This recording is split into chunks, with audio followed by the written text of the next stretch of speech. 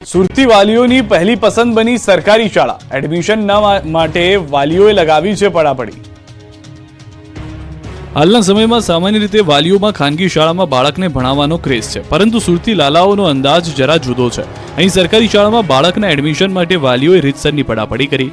જ્ઞાન અને સંસ્કારોની સાથે અદ્યતન સુવિધા ખાનગી શાળાઓમાં મળે છે તે સરકારી શાળાઓમાં મળતી નથી તેવી માનસિકતા ધરાવતા કેટલાક વાલીઓ માટે સુરતની સરકારી શાળા બોધપાઠ બનીને સામે આવી છે। સુરતની મોટા વરાછા વિસ્તારમાં આવેલી પાલિકા સંચાલિત સરકારી શાળાઓમાં પ્રવેશ મેળવવા વાલીઓનો રીતસરનો ધસારો જોવા મળ્યો। શાળામાં 3500 વિદ્યાર્થીઓની ક્ષમતા સામે દર વર્ષે 2000 થી 3000 વિદ્યાર્થીઓનું વેઇટિંગ લિસ્ટ બોલાય છે, જે ચાલુ વર્ષે પણ પ્રથમ દિવસે 600 થી 700 જેટલા પ્રવેશ ફોર્મ એડમિશન માટે આવી ચૂક્યા છે। આશ્ચર્યની વાત તો એ છે કે માત્ર આ એક એવી શાળા છે જ્યાં નજીકના લોકો ખાનગી શાળાના બાળકો અહીંયા અભ્યાસ માટે મૂકતા હોય છે। આ શાળા સુરતની અતિ આધુનિક અને ડિજિટલ શાળામાંની એક છે। રાજકોટ લોકસભાની બેઠકના ઉમેદવાર અને ક્ષત્રિયોના વિરોધનો સામનો કરી રહેલા પરસોત્તમ રૂપાલા હળવા મૂડમાં જોવા મળ્યા। સુરતમાં ધામેલિયા પરિવાર દ્વારા આયોજિત ક્રિકેટ લીગમાં રૂપાલાએ બેટિંગ કરી પીચ પર ચોગ્ગા છગ્ગા ફટકાર્યા। એક તરફ ક્ષત્રિય સમાજ દ્વારા સમગ્ર ગુજરાતમાં રૂપાલાનો વિરોધ થઈ રહ્યો છે, ત્યારે પાટીદાર સમાજના મતને એન્કેશ કરવા રૂપાલાએ સભા સંબોધી હતી। સ્ટેડિયમમાં ક્રિકેટ રમ્યા બાદ રૂપાલા સભા સંબોધવા નીકળ્યા હતા। ખેડાના ગળતેશ્વર તાલુકામાં ક્ષત્રિય સમાજના લોકોએ રૂપાલા સામે રોષ ઠાલવ્યો। ઠાસરા ગળતેશ્વરના ક્ષત્રિય આગેવાનો એકત્ર થઈને રૂપાલાની ઉમેદવારી રદ કરવાની માંગ સાથે મામલતદારને આવેદનપત્ર પાઠવ્યું। આ દરમિયાન ભાજપના કેટલાક હોદ્દેદારો પણ વિરોધ પ્રદર્શનમાં સામેલ થયા। ગળતેશ્વર તાલુકાના ભાજપના ઉપપ્રમુખ રણવીરસિંહ સહિતના કેટલાક આગેવાનો હાજર રહ્યા હતા। ક્ષત્રિય સમાજના લોકોએ ચીમકી ઉચ્ચારી છે કે માંગ નહીં સંતોષાય તો ગામે ગામ ભાજપની પ્રવેશબંધીના બેનર લગાવાશે। લોકરક્ષક અને પીએસઆઈ ભરતી માટે ફોર્મ ભરવાની શરૂઆત થઈ ગઈ છે। 4 દિવસમાં 1,55,000 ઉમેદવારોએ અરજી કરી, જેમાંથી 1,18,000 એપ્લિકેશન કન્ફર્મ થઈ છે। પરીક્ષા માટે કુલ 7.5 લાખથી વધુ અરજીઓ આવવાની શક્યતા છે। ગુજરાત પોલીસ ભરતી બોર્ડના અધ્યક્ષ હસમુખ પટેલે આ અંગે માહિતી આપી। ઉમેદવારને કોઈ હાલાકી ન પડે તે માટે હેલ્પલાઇન નંબર પણ જાહેર કરવામાં આવ્યો છે। છેલ્લા દિવસોમાં સર્વર પર લોડ વધવાના કારણે ફોર્મ ભરવામાં હાલાકી થઈ શકે છે, ત્યારે ઉમેદવારોને વહેલી તકે ફોર્મ ભરવાની પ્રક્રિયા પૂર્ણ કરવા હસમુખ પટેલે સૂચના આપી છે। રાજસ્થાનના પૂર્વ મુખ્યમંત્રી અશોક ગેહલોત ગુજરાતની મુલાકાતે છે, ત્યારે તેમણે બનાસકાંઠાના ડીસાની મુલાકાત લીધી। માલગઢ ગામમાં અશોક ગેહલોતે સભા યોજી, જેમાં કોંગ્રેસ આગેવાન ગેનીબેન ઠાકોર સહિત મોટી સંખ્યામાં કોંગ્રેસના આગેવાનો અને કાર્યકરો ઉપસ્થિત રહ્યા। કોંગ્રેસ કાર્યકરોએ અશોક ગેહલોતનું ઉષ્માભેર સ્વાગત કર્યું, તો ગેહલોત પણ બધા જ કાર્યકરોને મળ્યા। સાથે જ કોંગ્રેસ ઉમેદવાર ગેનીબેન સાથે ચર્ચા પણ કરી।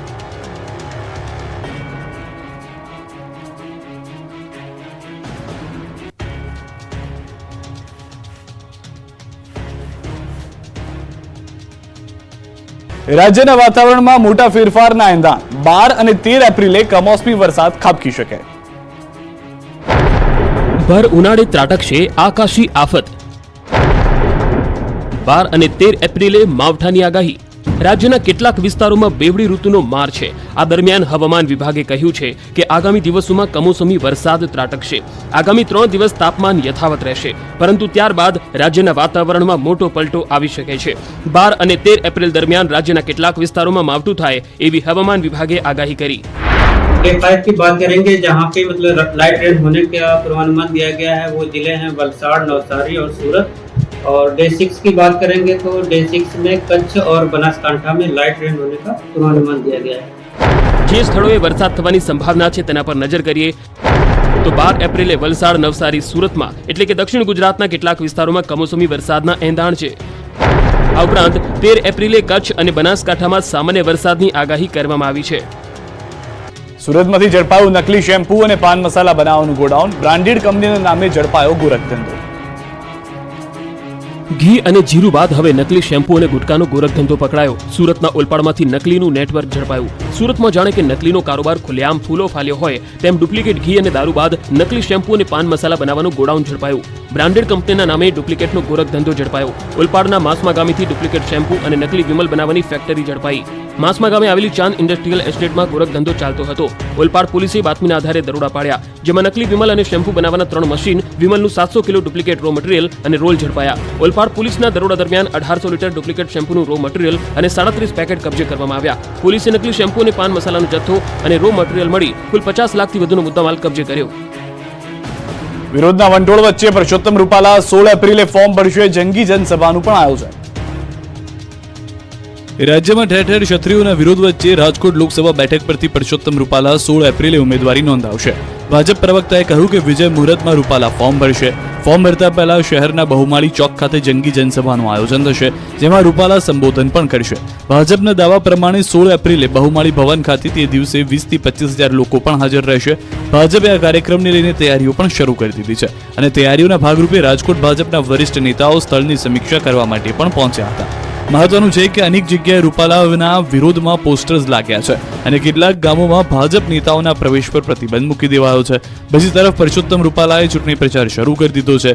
વિવાદના વંટોળ વચ્ચે આગામી 16 એપ્રિલ 2024ના રોજ પરસોત્તમ રૂપાલા પોતાનું ઉમેદવારી ફોર્મ ભરશે. જોકે રૂપાલા ફોર્મ ભરશે આ જાહેરાત સાથે ક્ષત્રિયો ઉકળી ઉઠ્યા અને ભવિષ્યની રણનીતિ ઘડવાની જાહેરાત કરી દીધી. ધંધુકામાં યોજાયેલા ક્ષત્રિય અસ્મિતા સંમેલનમાં ક્ષત્રિયો દ્વારા રાજકોટમાં એક વિશાળ સંમેલન યોજવાની જાહેરાત કરાઈ છે. જોકે સંમેલન ક્યારે યોજાશે તેને લઈને હજુ સ્પષ્ટતા બાકી છે. રાજ્યભરમાં આજે પણ રૂપાલા સામે વિરોધનો વંટોળ રહ્યો. અરવલ્લી, વડોદરા, ખેડામાં વિરોધ થયો. રૂપાલા વિવાદ હજુ પણ શાંત થવાનું નામ નથી લેતો. રાજ્યભરમાં ક્ષત્રિય સમાજનો વિરોધ હજુ પણ યથાવત. પરસોત્તમ રૂપાલાના નિવેદન સામે અરવલ્લીના ગામડાઓના ક્ષત્રિય સમાજમાં રોષ જોવા મળ્યો. ગ્રામ્ય વિસ્તારોના ક્ષત્રિય સમાજે વિરોધ પ્રદર્શન કર્યું. 11 થી વધુ ગામોમાં ભાજપ કાર્યકરોની પ્રવેશબંધીના બેનર લાગ્યા. વાવડી, સરડોઈ, બોલુન્દ્રા, મંગલપુર, પીપરાણામાં આ પ્રકારના બેનર લાગ્યા છે. માલજીના પહાડિયા, શીણાવાડ, કંભરોડા, ટુનાદર, ગોકુલ ગામમાં પણ બેનર લગાવવામાં આવ્યા. ક્ષત્રિય આગેવાનોની માંગ છે કે કોઈ પણ પ્રકારે રૂપાલાની ઉમેદવારી રદ કરવામાં આવે. આ તરફ વડોદરાના ડભોઈ તાલુકાના શાઠોદ ગામમાં બેનરો લગાવી રૂપાલા સામે વિરોધનો વંટોળ સર્જાયો. ગામમાં મુખ્ય પ્રવેશ દ્વાર પર રાજપૂત સમાજે બેનર લગાવ્યું. રૂપાલાની ટિકિટ રદ કરવાની ક્ષત્રિય સમાજની ઉગ્ર માંગ છે. રાજકોટ લોકસભાના ભાજપ ઉમેદવાર પરસોત્તમ રૂપાલાનો વિવાદ દિવસે ને દિવસે વકરતો જઈ રહ્યો છે. ત્યારે ખેડાના ઠાસરા અને ગળતેશ્વરના ક્ષત્રિય સમાજના આગેવાનોની બેઠક મળી. ઇન્દોર અમદાવાદ હાઈવે પર ફૂલબાઈ માતાના મંદિરે આગેવાનો એકત્રિત થયા. પરસોત્તમ રૂપાલાની ટિકિટ રદ કરવાની માંગ સાથે આગેવાનોએ સંકલ્પ પણ લીધા. રૂપાલા મામલે ક્ષત્રિય સમાજ મક્કમ છે. રાજ્યના અનેક વિસ્તારોમાં વિરોધના બેનર પણ લાગ્યા. ક્ષત્રિય સમાજનો વિરોધ યથાવત છે. એક તરફ દ્વારકાના ભાતીલ ગામમાં ક્ષત્રિય સમાજના લોકોએ રૂપાલાનો વિરોધ કર્યો. ગામના પ્રવેશ દ્વાર પર બેનર નોંધાવી રૂપાલાની ટિકિટ રદ કરવાની માંગ કરી, તો બીજી બાજુ કચ્છના અંતરજાળ ગામમાં જ સૂત્રોચ્ચાર કરી વિરોધ નોંધાવ્યો. આ તરફ જેતપુરમાં વિરોધમાં ક્ષત્રિય સમાજના આગેવાનોએ મામલતદારને આવેદનપત્ર આપ્યું. મહિલાઓ કેસરી સાડી પહેરી વિરોધ કર્યો. તો જૂનાગઢમાં ભાટી ગરાસિયા રાજપૂત સમાજે કલેક્ટરને આવેદનપત્ર આપી રૂપાલાની ટિકિટ રદ કરવાની માંગ કરી, જેમાં સોડવદર, ડીરવાણ, પસવાડા, વાઘણિયા, મંડલિકપુરના ભાટી ગરાસિયા રાજપૂત સમાજના આગેવાનો જોડાયા. આ તરફ અમદાવાદમાં ક્ષત્રિય સમાજ દ્વારા રૂપાલાનો અનોખો વિરોધ કરાયો.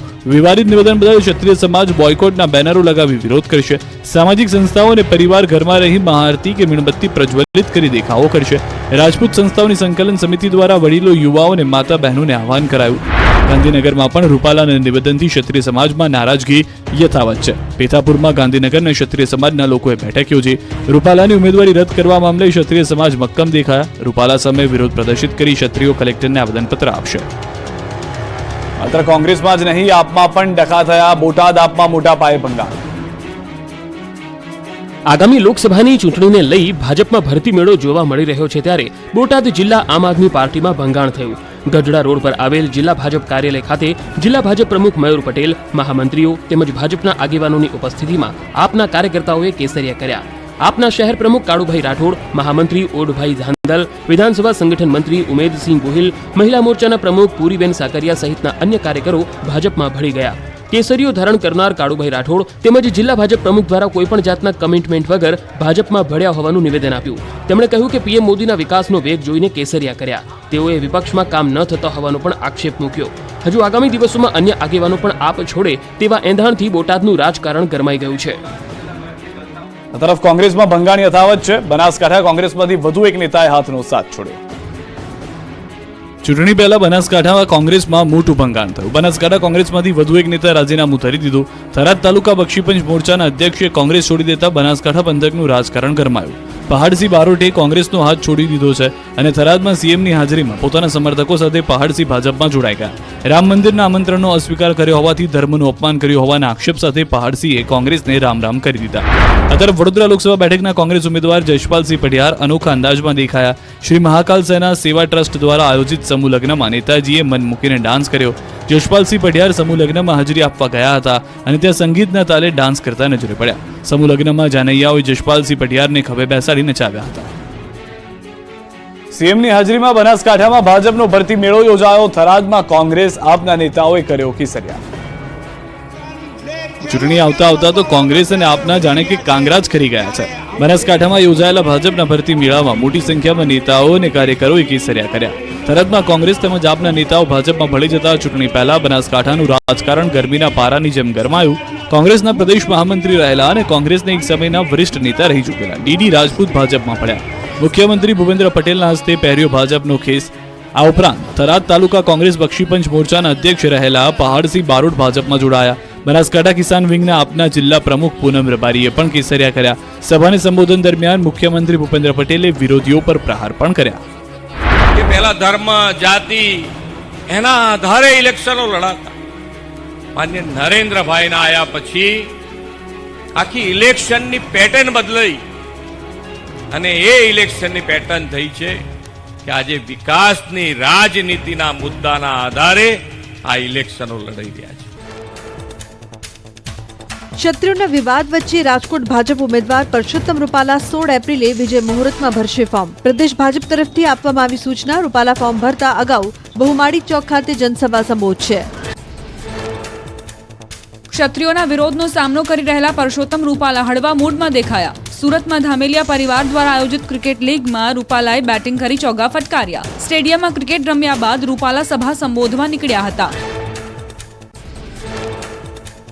બનાસકાંઠામાં ભાજપના કાર્યક્રમ અગાઉ ક્ષત્રિય સમાજે કર્યો વિરોધ. પોલીસે વિરોધ કરી રહેલા લોકોની અટકાયત કરી.